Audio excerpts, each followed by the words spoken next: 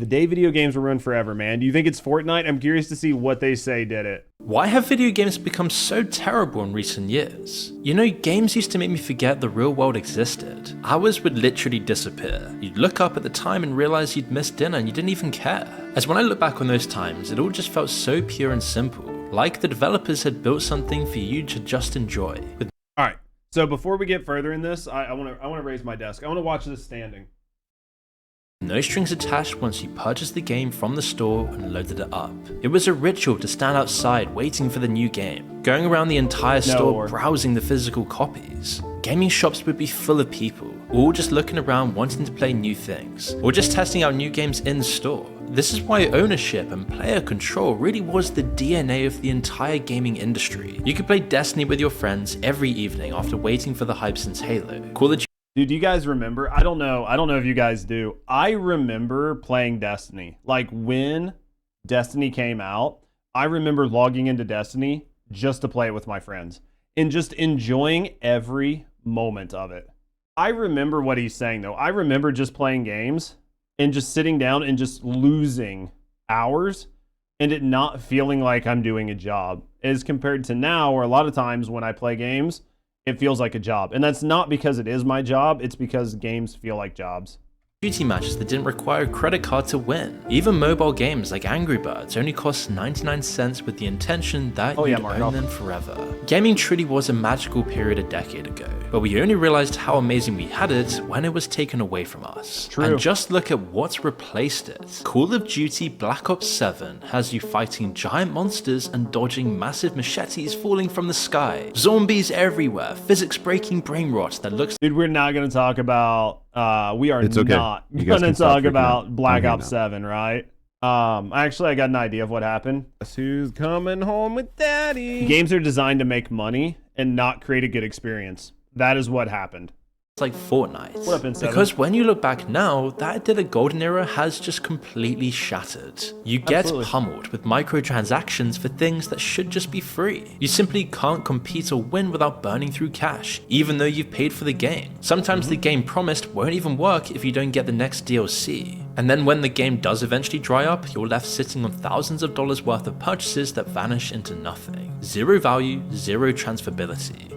How many of you guys have spent a ton of money on a game thinking you were going to play it forever, and then all of your friends quit playing it, and then you got bored and stopped playing it, and then you look back and you're like, Jesus Christ, man, I spent like $800 in cosmetics and microtransactions on this game that I'm never going to play again. You guys have all done it, right? It's not just me and it's not just him, right? We've all done it. You're like, man, I'm going to play this game forever. I'm going to play this game forever.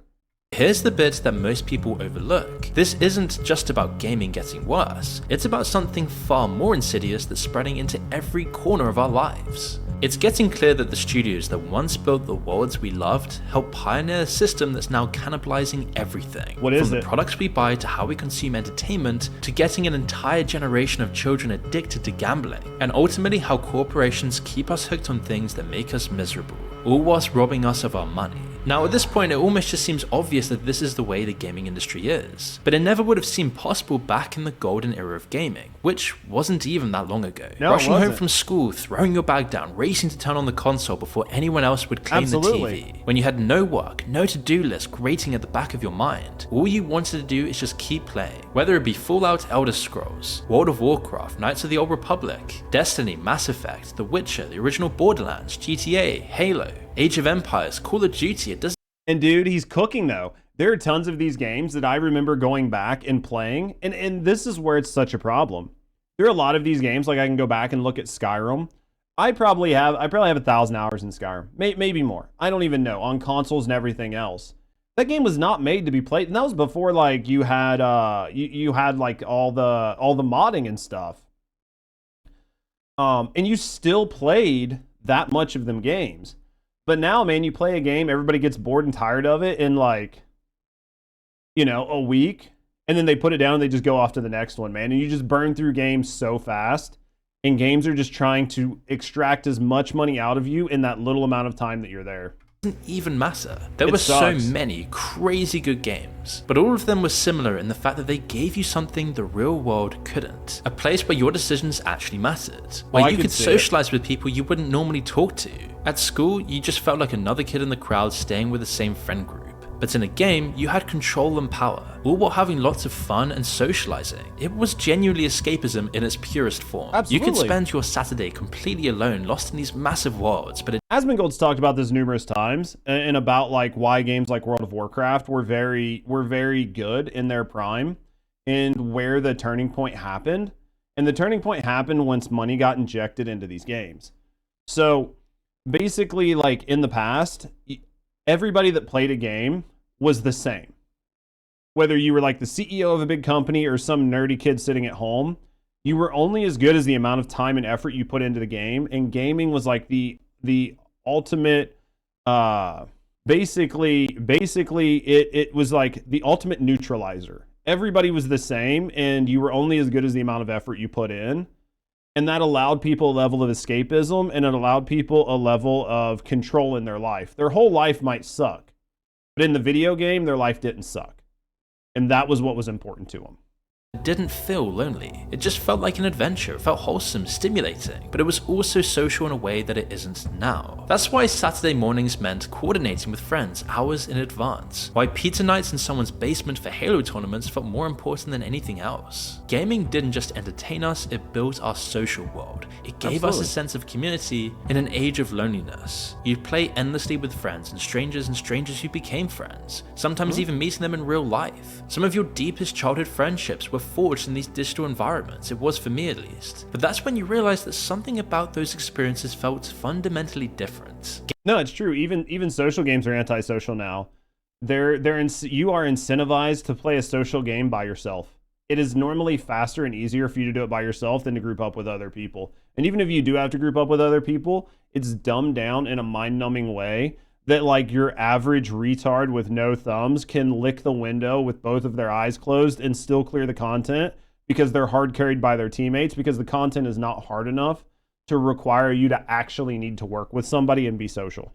Games used to respect our curiosity and intelligence, painstakingly crafted so every detail was exquisite and perfect. They required you to think strategically, to pay attention, to engage rather than mindlessly consume. That respect for the player, companies built their entire reputation on it. Take Bethesda's Morrowind in 2002, a vast detailed environment containing loads of cool creative architecture and some 200 books documenting the world's history. It's actually unbelievable how much work went into this. And all that hard work did pay off massively. Oblivion then arrived in 2006 and instantly topped it. Then it was Skyrim in 2011, which blew people's minds again, selling even more copies. It is still one of the best-selling games of all time, with a 96 Metacritic score and 227 gaming awards. These games were among the best for giving people total autonomy and control. You can go anywhere, do anything, ignore the main quest entirely and just wander into a cave, find a random book that tells you the history of some obscure guild from 300 years ago, or just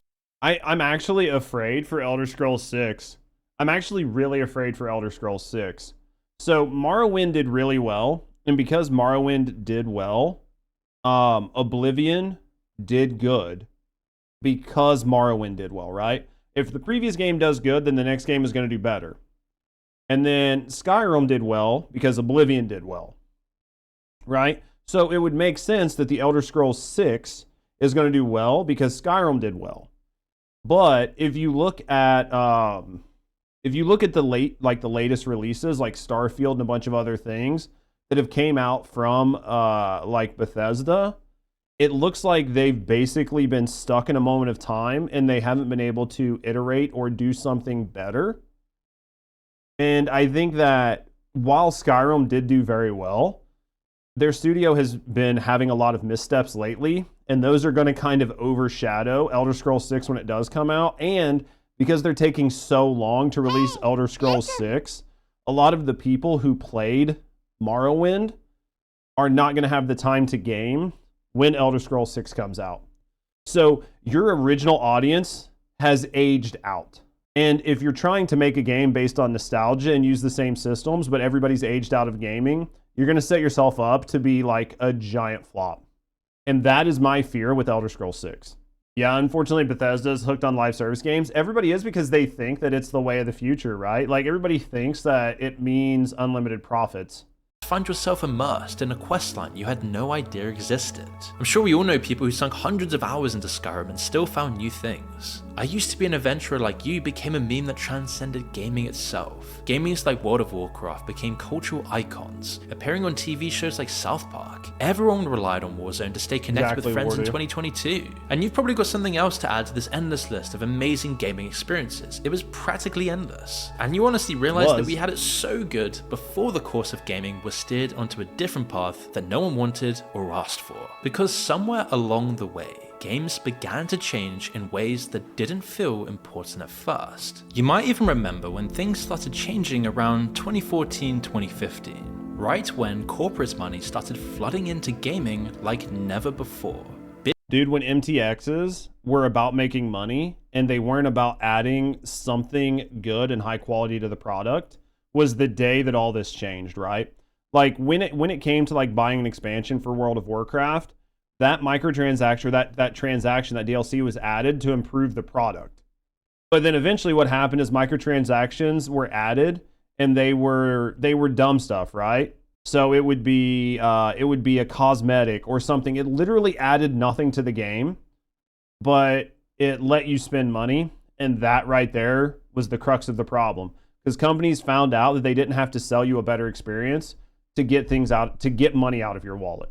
Big tech spotted an industry bigger than Hollywood and wanted exposure. Oh, with low interest rates and cheap capital, the culture surrounding tech changed too. Move fast and break things became the mantra, and the patient, methodical strategy that defined the golden era started to break apart. Then came a tidal wave of acquisitions. In 2014 alone, Microsoft bought Mojang, which created Minecraft, for $2.5 billion. Facebook then paid $2 billion for Oculus VR. Amazon grabbed Twitch for nearly $1 billion.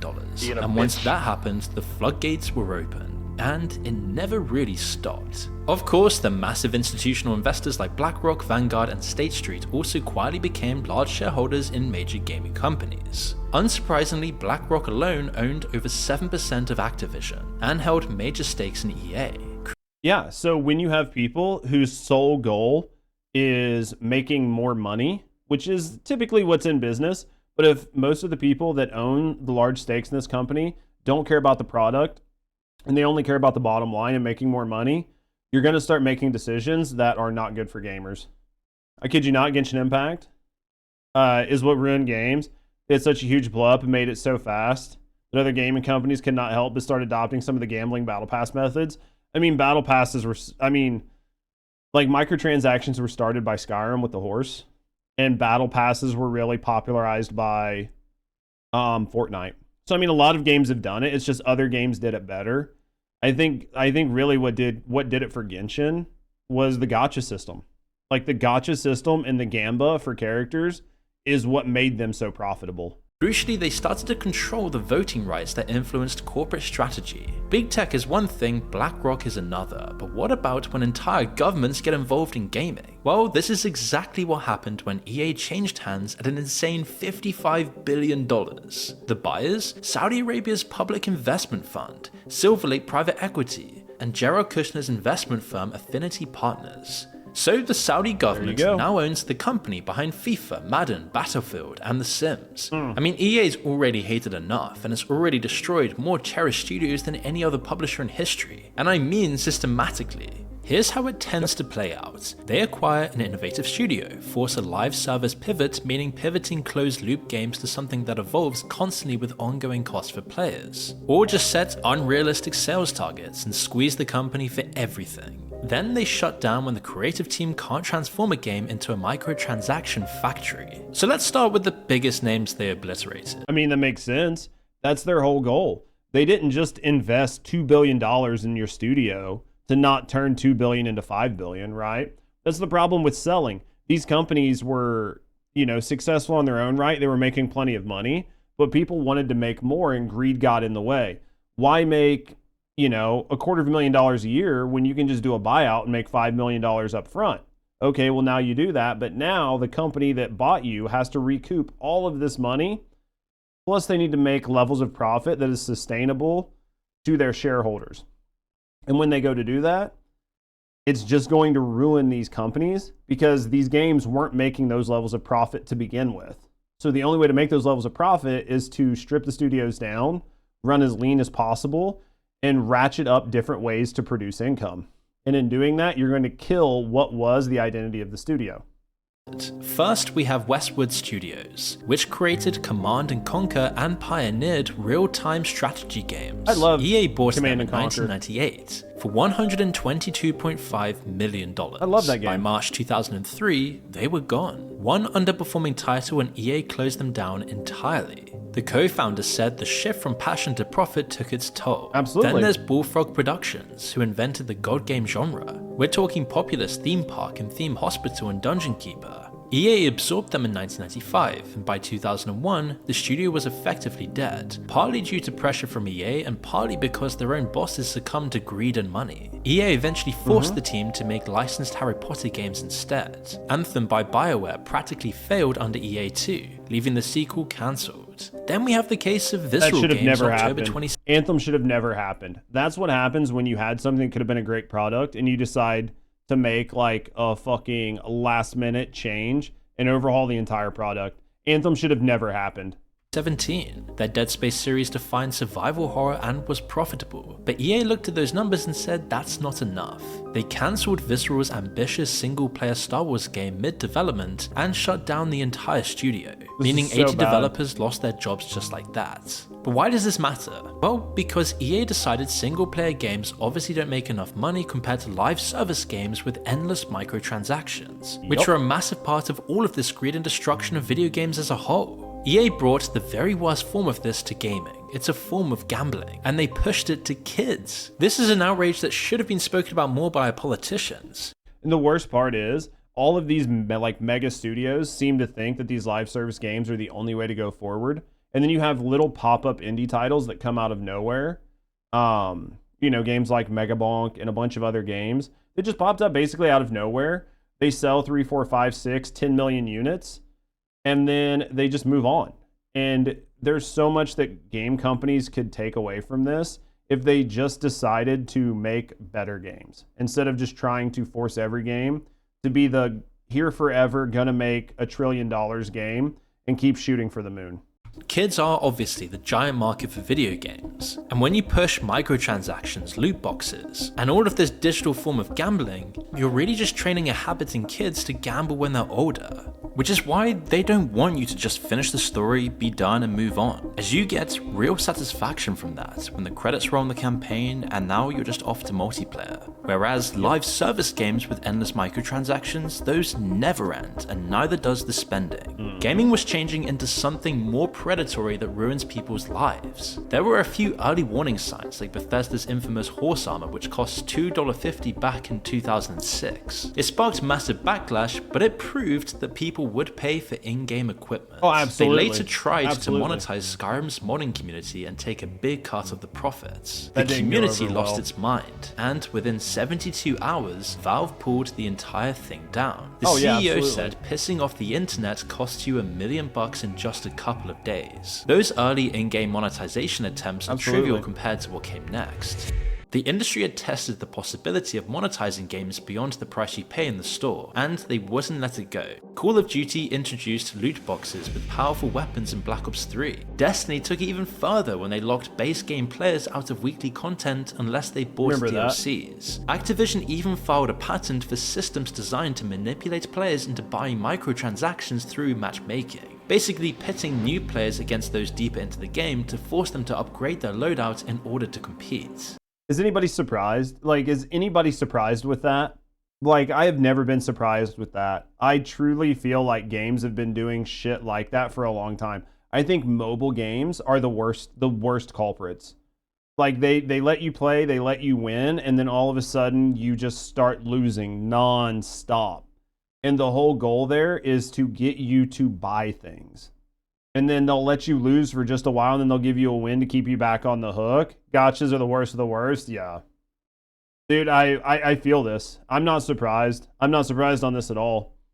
Mobile game is an even more hellish environment for loot box mechanics and laid the groundwork with Candy Crush and Farmville. I mean, just take Angry Birds. When it launched in 2009, it cost 99 cents, a complete game that you owned forever. Yep. Because it was made with love and it was a fair transaction, it became a cultural phenomenon. But Absolutely. in 2015, they couldn't let that go. Angry Birds 2 then launched as free-to-play, but with aggressive monetization. Revenues soared 50% annually, and they ended up deleting the original entirely. When fans did petition to bring it back, Rovio re-released it for 99 cents again in 2022. It immediately became the second best-selling paid app. Then in 2013, they once again deleted it, admitting the paid version had an impact on our wider games portfolio, which in other words means people preferred the version without predatory monetization, and that was threatening their free-to-play profits. What? No way. You mean giving people a good game that they could just buy and play was bad for your shitty game with a bunch of microtransactions? No. Wouldn't have guessed. Genshin Impact generates an average of $1.6 billion in annual revenue and is another heinous example of loot box mechanics. The system comes with low drop rates for under 1% for top tier items, costing approximately $25 for 10 pulls, but there's a pity system that guarantees a 5-star after 90 pulls. This means potentially spending $900 on a single character for a single item, with the added pressure that you know you will get it eventually if you just spend more money. It's just a classic case of the sunk cost fallacy, where someone resists abandoning a strategy because they're invested deeply into it. It becomes so tempting to just do one more pull, but it was EA who... Well, and then on top of that, the banner goes away. So if you've already spent X amount of money and you didn't get it, you might as well just keep doing it, right? Like if you've been saving up free pulls and you weren't able to get it with your free pulls, you might as well just toss on 20 or 30 or 50 bucks and just finish it out. Who brought the very worst form of loot boxes to gaming and pushed it to children. FIFA Ultimate Team is a perfect example of this. It generated 29% of EA's entire revenue. And it works like this: you buy packs of virtual cards. You don't know what's in them, it's pure RNG, meaning it's using a random number generator, just like a slot machine. Then they used influencer marketing at a massive scale, advertising unrealistically impressive card pulls to get everyone hooked. And suddenly, if you didn't do this, you would always be at a massive disadvantage compared to others who spent more on this. That's why there's tons of stories of people losing thousands on these games. Kids buying hundreds of packs on credit cards that their parents can't afford. People have literally gone into rehab for this. Belgium and the Netherlands eventually declared EA's loot boxes illegal gambling. They threatened fines up to 800,000 euros and 5 years imprisonment, doubled if you're selling to minors. EA tried to fight this in court and lost, but practically everywhere else, it's just business as usual. When Star Wars Battlefront 2 came out with its brutal loot box system, EA finally felt compelled to defend their business practices on Reddit. At the end of the day, you end up spending more money on cosmetics items than on a full price game? Absolutely. $500,000 spent on Diablo Immortal? Yeah. Dude, the amount of money that people have spent on a bunch of this stuff is crazy. Wasted 2 years on and off on Genshin. It's so addictive until bam, it's just not fun anymore and you've already invested $500. It's typically the way it goes. With these types of games, you're on the treadmill, and while you're on the treadmill or the hamster wheel, you're having fun.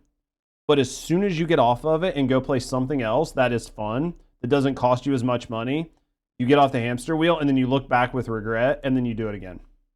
Saying, quote, the intent is to provide players with a sense of pride and accomplishment. This became the most downvoted comment in Reddit history. Dude, I don't mean to double pause here. The intent is to provide players with a sense of pride and accomplishment for unlocking different heroes by using your credit card, right? Like the first half of that and then the second half don't make sense when you put them together. Like there is no sense of pride and accomplishment for doing something if you just bought it. It's not the way that works, right? 673,000 downvotes. This is exactly what big tech, BlackRock, and the Saudi government want a piece of. Gaming had cracked something that social media platforms had been chasing for years. That was People wild. willingly paying money to stay hooked. Facebook could keep you scrolling, but monetizing that compulsion was tricky. Games just asked you for your credit card, and you practically handed it over. The other difference was scale and precision. Gaming companies knew that loot boxes worked. Tech companies knew why they worked and how to maximize their effectiveness to generate more value for shareholders. Absolutely. They had the testing infrastructure, the behavioral data, and the models that could predict exactly when someone was about to quit versus when they were one purchase away from staying. I do wonder though whether we might have actually accepted the rise of aggressive microtransactions to some extent if the games themselves kept improving and blowing our minds. But it's been the exact opposite. And this shows you what they stole from the gaming experience itself. That feeling of a shared memory with your friends is all just being ripped away by games that just suck time after time. I mean, I hate to say it, but I think he's right. If games continued to just get better and every new game was just better and better and better, people wouldn't have a problem rewarding developers by paying an ever-increasing amount of money. But when games plateaued in like their ability to be like fun, entertaining, and interesting, and actually the quality of gaming has gone down, but the cost to game and the microtransactions have continued to become more and more pervasive, you're finding yourself in a situation where it is actually a problem, and I think more gamers are noticing it, especially with the rise of the indie scene. And a lot of these companies, like look at Ubisoft, they're finally being held accountable to some degree. And then with the rise of Eastern studios who are still being very heavily monetized, but are producing at least better quality games, you're starting to see Western studios fall on their face day after day.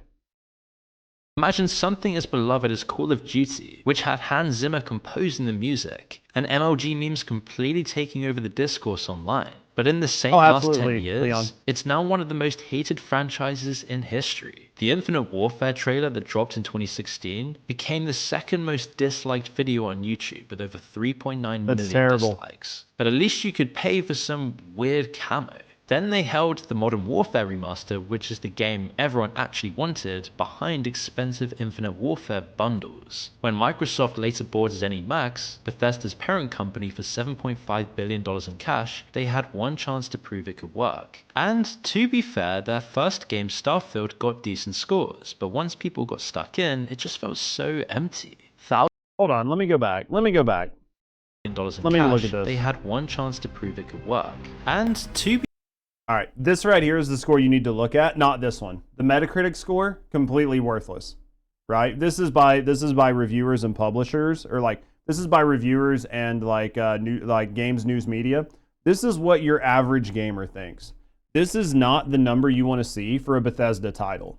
You do not want to see a mixed or average score for a Bethesda title. This is not good. Bethesda titles were always 9s or above, right?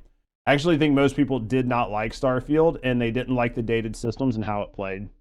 The game wasn't bad, but it wasn't good. To be fair, their first game, Starfield, got decent scores, but once people got stuck in, it just felt so empty. Thousands of planets to explore, but few of them had anything interesting on them. Then came mods, except this time they were called creations. We're talking an absolutely outrageous $7 for a 15-minute quest in a $70 game. Within 2 years, players dropped 97% to around 3,700 average players. For perspective, Skyrim still has some 20,000 daily players. Other new games don't even work when they're released. When the highly anticipated Fallout 76 dropped in November 2018, there were over 200 bugs identified at launch, leading to a 56GB day one patch. They'd advertised a $200 Power Armor edition with a West Tech canvas duffel bag. But what actually shipped was cheap nylon, and so everyone blew up about it. When people complained, their response was to offer a pathetic 500 atoms, roughly $5 worth of in-game currency as compared. That was an absolute joke. I played 76 when it came out, and I liked the game even though it had a lot of bugs, but I remember this, and this was absolutely disgusting.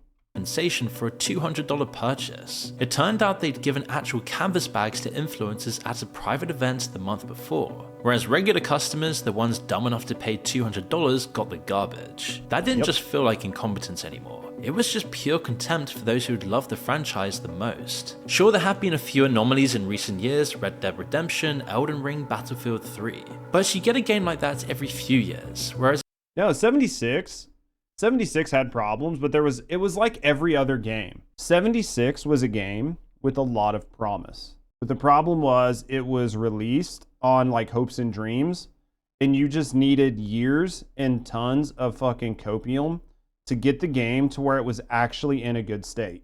And then the worst part about 76 for me was I played 76 on console and I bought things on console, but because I want to play it on Steam, I could not get any of my purchases off of my console. At least at the time I couldn't. I haven't checked recently, but I could not merge my accounts and get all my power armor, like all my power armor skins, like all the skins and all the stuff that I bought, or my account off of console. And at that point I was like, I'm not doing this again. I'm fucking just not going to do it.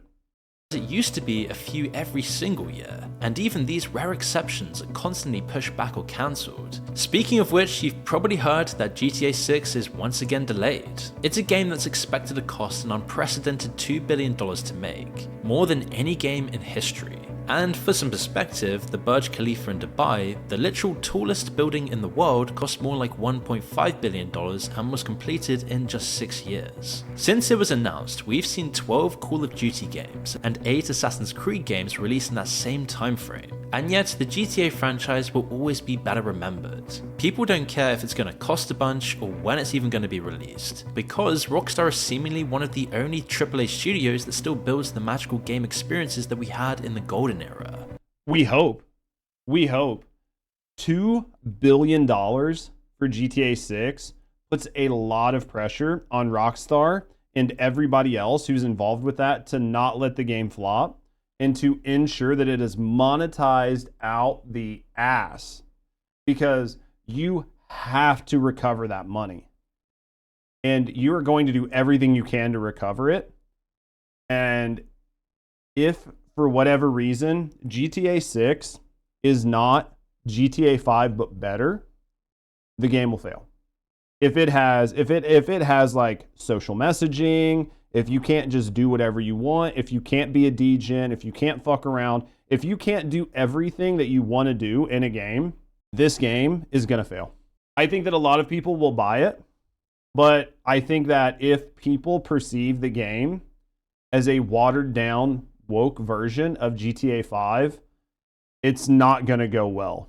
And I think that the early clips, the early Twitch streams, the early YouTube videos, everything that's shared about the game, if it looks like it has been neutered or had the balls cut off of it, the game is going to fail. And once the game starts to fail, I don't know what Rockstar will do to try to get their money back. But this super slow, expensive development model is just so incredibly risky, because making a profit from this kind of game will just become harder and harder without charging through the roof. There's so much riding on it, it's literally a once-in-a-generation event, and probably the only game that can save gaming right now. How crazy is that? A game people are genuinely excited for that might happen once every decade or so if we're even lucky. But behind the scenes, while gaming profits are higher than ever because of all... But what happens if it fails? Just keep that in mind. Like, I think a lot of people are putting a lot of hope and faith in GTA 6. What happens if it fails? These horrendous in-game transactions sucking money out of players, a lot of people do the that, working Leon. conditions have also become terrible too. We saw this clearly when the gaming publication Kotaku investigated behind the scenes at that car crash Fallout 76 release, where they found evidence of QA testers working 10 hours a day, 6 days a week, with low pay being offered pizza and a $200 bonus to give up their weekends. Some testers had their bathroom breaks timed. One said they'd fantasized about breaking a bone on the stairs so they'd be too injured to come to work. Think about that. That's the kind of thing that happens in a labor camp in China. That's the kind of thing that happens to like whiny, entitled people who think that their job playing games is as bad as working in a labor camp in China. If you're thinking about breaking your fucking leg to get one day off of work from your like testing job, then you probably need a different fucking job, right? And you could be like, they were working 10 hours a day, 6 days a week for 2 months. Dude, I came from a factory. I worked in a factory where we worked 7 days a week, 60 to 70 hours a week. And it was mandatory. If you didn't do it, you didn't have a job. And it was that way for years. So, like, a 2-month crunch session sucks, but you're not doing some crazy physically demanding job you're gaming. And trust me, I know how exhausting gaming can be every day. I do it all the time. This is people who have like a level of entitlement that just want a bitch and they want to point fingers at other people. And the gaming industry has laid off something like 45,000 workers since 2022.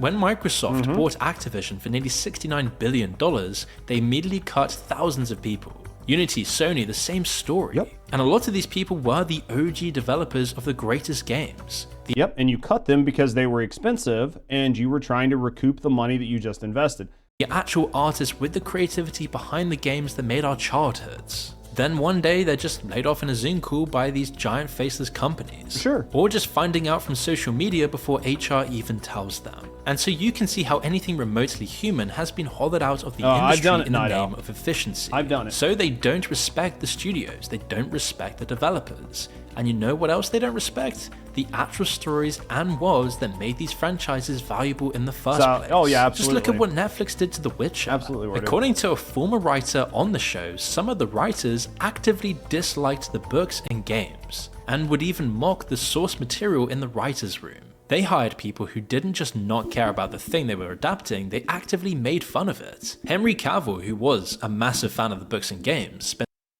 I mean, we all know, and I'm not going to say this is an exact situation where this has happened, but we all know that DEI hires have forced companies to hire people to fill quotas and not to hire people who actually care about the material, the subject material, and what they're working on. And I'm sure that there was a good level of that. Why would you hire somebody to work on the Witcher series that doesn't like The Witcher? Why would you do it? The only reason you would do it is if you were trying to check a box. Because why would you hire somebody to do a job that doesn't want to do the job? 3 seasons fighting the showrunner to stay faithful to the source material.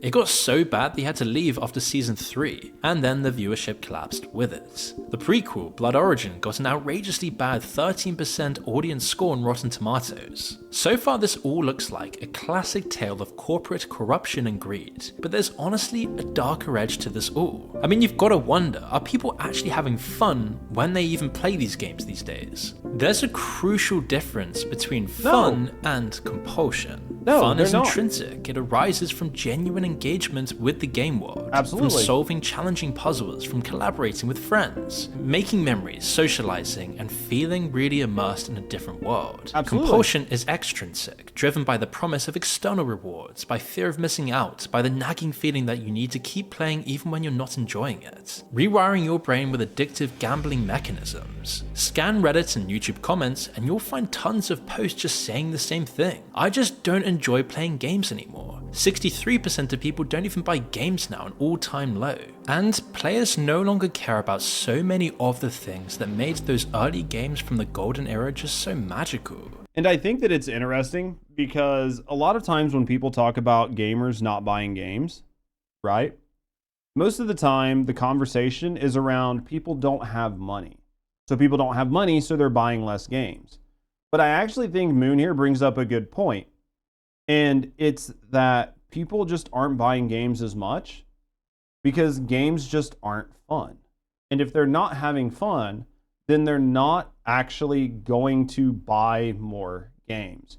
So I think this is actually a really good and really interesting take on this. And I think there's a lot of truth in what Moon's saying here.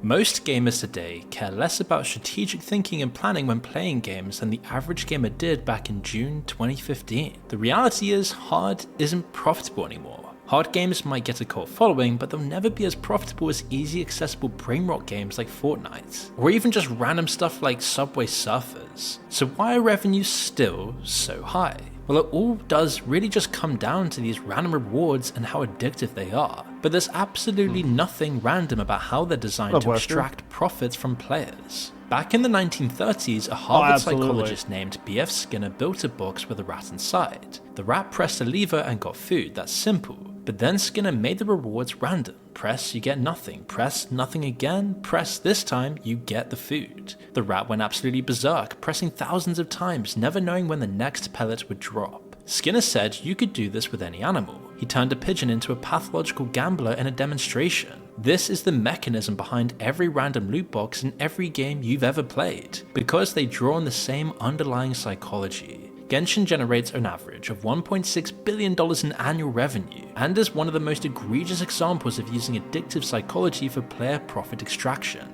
Loot boxes come with low drop rates of under 1% for top tier items, costing approximately $25 for 10 pulls, but there's a pity system that guarantees a 5-star after 90 pulls. This means potentially spending $900 on a single character for a single item, with the added pressure that you know you will get it eventually if you spend more.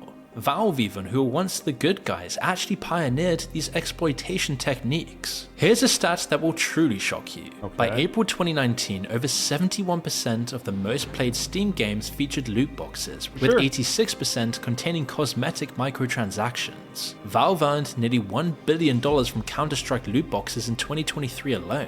They claim they have no business relationship with gambling sites, and yet their entire system enables a massive grey market of skin gambling, in addition to cryptocurrency laundering. In late 2024, DayZ creator Dean Hall finally called them out directly on what we've been talking about in this video.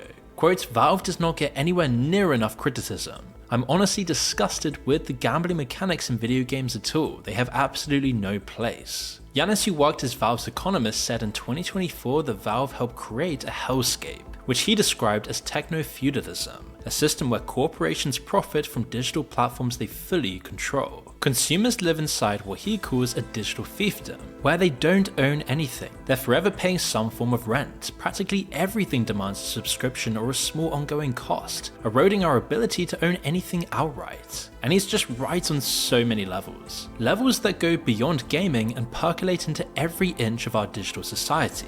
You don't own your software anymore, it's all subscriptions. You don't own your music or movies, it's Spotify and Netflix, until they decide to pull content you paid for. You don't own your home, Blackstone bought them all and now you're a permanent renter. Even your job isn't stable anymore. Welcome to the gig economy where you own nothing, not even job security. You want to buy a car? You're going to start needing a subscription too. Once tech proved it worked, once they conditioned an entire generation to think you own nothing and be happy was normal, every other industry took notes. The gaming industry is a massive innovator of this model, making gaming companies compulsive and endless and boring.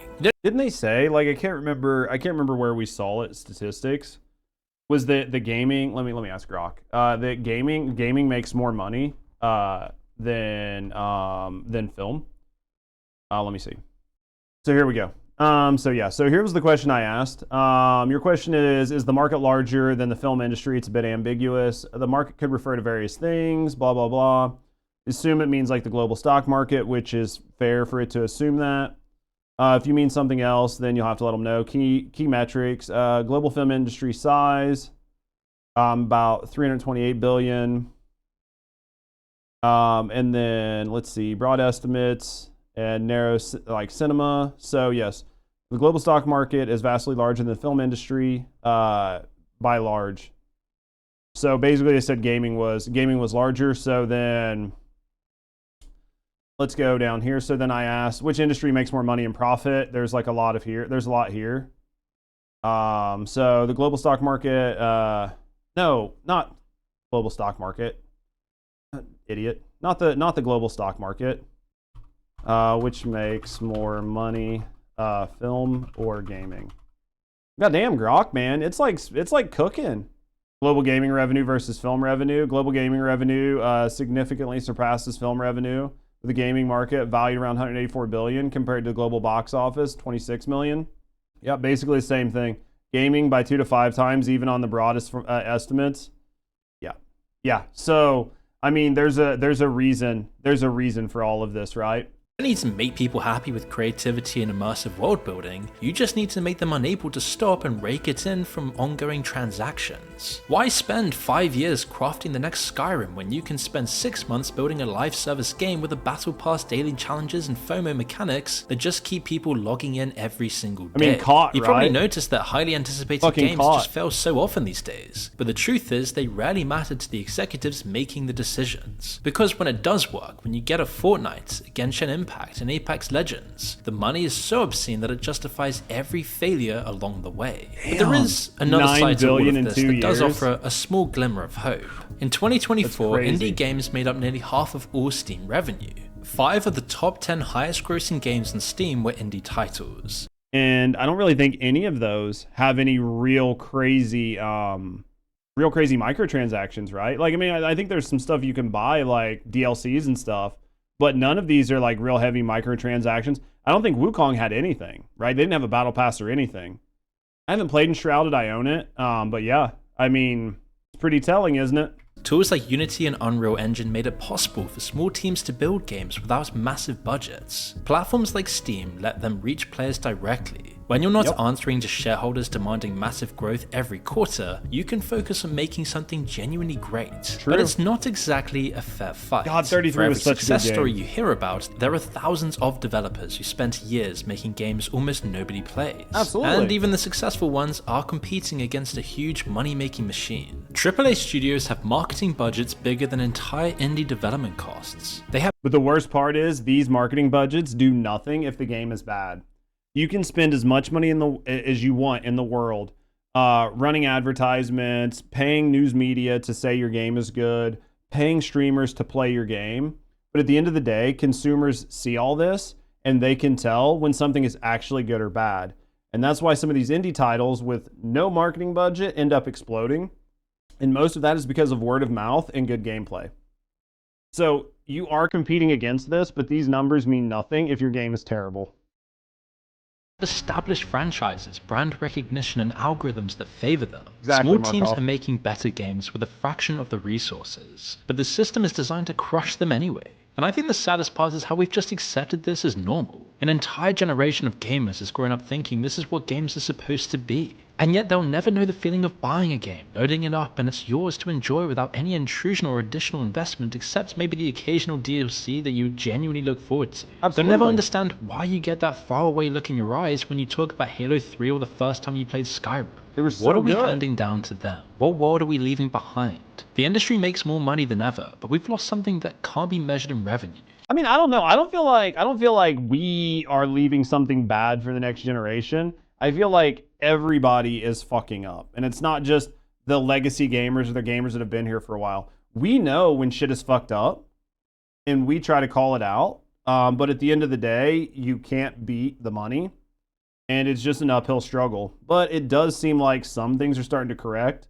And the more democratized game making gets with these indie studios, maybe there is a chance for an overcorrection, right? Maybe we can get it to swing back the other way. Curiosity, adventure, discovery, and community. Whatever you used to feel, it's just fading away.